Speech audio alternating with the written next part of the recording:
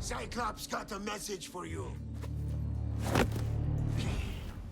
Tell your boss he can stick it. Right at the start of Assassin's Creed Odyssey, you'll get a rude awakening from a couple of thugs who waste no time trying to stab you to death. And once you've defeated them, you have a choice to make. Kill them then and there, or send them packing. Fun's over. It's one of many decisions you'll make throughout Assassin's Creed Odyssey, and like those other choices, the consequences aren't always obvious at first. The thugs are lackeys of the Cyclops, a local loan shark and bully who terrorizes the little island of Kefalonia, which means it's just business. Playing as Alexios, I decided to be merciful and show them the proverbial door. Playing as Kassandra, I was much less merciful. They were the ones asking for trouble, and they could have potentially hurt my girl Phoebe, who immediately felt like my sassy little sister the moment I met her. So I decided to end their lives on the spot. You have a lesson to learn. In this case, running them through might not have been a bad call. Show them mercy like I did, and you'll be rewarded with an ambush shortly after you leave home for the first time. They'll bring a few friends, which means a tougher fight, but more XP and loot when you take them down. However you handle the thugs, you'll soon meet up with your business partner Marcos, who wants you to help him pay off the Cyclops by stealing from the Cyclops. The one-eyed brute treasures a priceless obsidian eye, and your job is to sneak in and take it.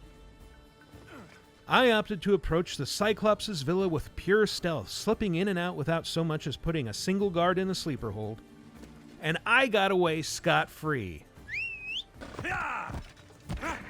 My Kassandra isn't really the sneaking type. And by that I mean I tried to sneak in and got caught and had to fight my way out. That made Marcos a little less than thrilled with my return, as some of the Cyclops' men had attacked his winery. What did I say about being seen?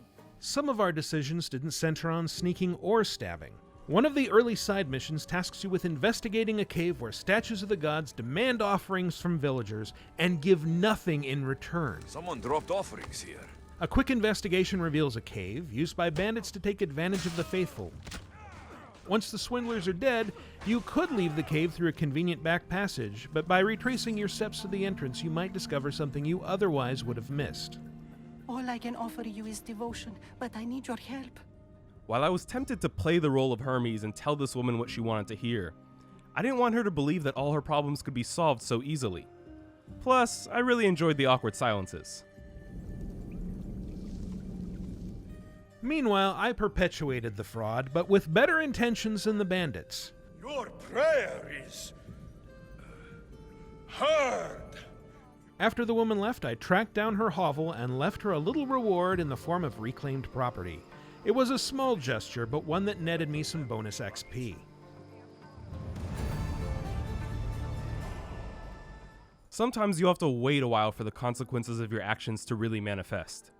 At one point, Phoebe asks you to check up on a playmate whose village is under strict quarantine. The kind so strict that most of it has been burned to the ground, and many of the residents have been put to the sword. He won't let us go. Here, you'll be forced to choose between the lesser of two evils. Do you save the family and risk the spread of plague? Or do you let the soldiers kill sick and innocent civilians? In this case, neither one of us had the heart to let some overzealous soldiers kill a family, so we rushed to their defense, fighting off soldiers and freeing the captives. Let them go. What? We're well enough to travel, but need healing. Okay, that might have not been the smartest call, but they'll probably be fine, right? Spoiler alert, several hours and a couple of story arcs later, we find out that our decision had severe consequences for Kefalonia. There doesn't seem to be a cure. Many have died. Malaka. That priest was right. Oops. We did all of this in our first couple of hours with Assassin's Creed Odyssey, and it began a journey that took us to new lands, new adventures, and a lot of new choices.